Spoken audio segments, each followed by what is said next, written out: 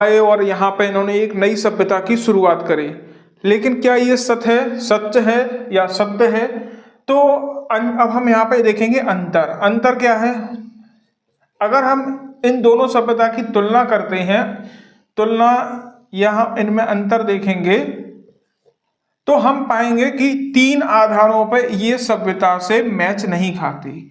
एक तो क्या है, एक है लिपि का आधार, दूसरा है नगर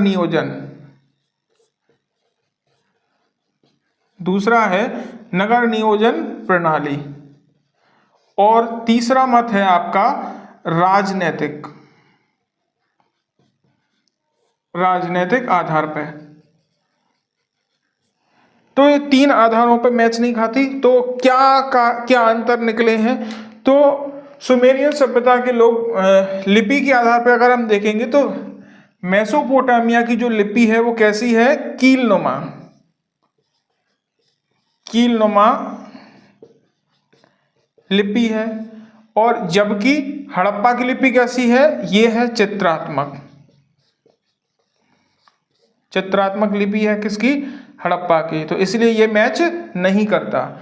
नगर नियोजन प्रणाली की बात करें तो यहाँ पे यानी कि मेसोपोटामिया में, मैं यहाँ पर 2 अलग अलग कलर से लिखता हूँ, हाँ ब्लू कलर से मैं मेसोपोटामिया, तो मेसोपोटामिया में क्या है, कच्ची ईंटों का प्रयोग किया गया है, कच्ची ईंट, ठीक है। और कोई विस्तृत एक नगर नियोजन नहीं है, मतलब नगर नियोजन प्रणाली का अभाव है,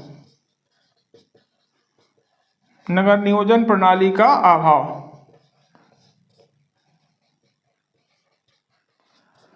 ठीक है। जबकि अगर हम हड़प्पा की बात करें तो हड़प्पा में ये दोनों ही चीजें हमें मिलती हैं, कच्ची ईंट नहीं मिलती वहां पे। हड़प्पा में क्या है, पक्की ईंटों का प्रयोग किया गया है, पक्की ईंटों का, और एक बड़ी विस्तृत नगर नियोजन प्रणाली हमें वहां पे मिलती है। तो ये 2 आधार यहाँ पे मैच नहीं करते।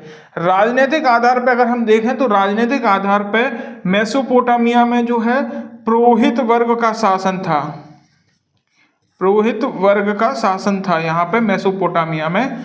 लेकिन हड़प्पा में हमें ऐसा कोई भी साक्ष्य नहीं मिलता कि किसका शासन हुआ करता था हड़प्पा में। तो इसलिए हम कोई परफेक्ट तरीके से नहीं कह सकते कि क्या पुरोहित, जैसे हमें कई बुक्स में बताया जाता है कि पुरोहित जो है वो यहाँ पे शासन करते थे, लेकिन वो भी कंफर्म नहीं है, वो केवल एक अंदाजे से बता रहे हैं कि ऐसा होता होगा, पक्का कोई नहीं बता सकता। तो ये तीनों ही आधार यहाँ पे गलत हो जाते हैं, तो विदेशी मत तो कैंसिल हो जाता है।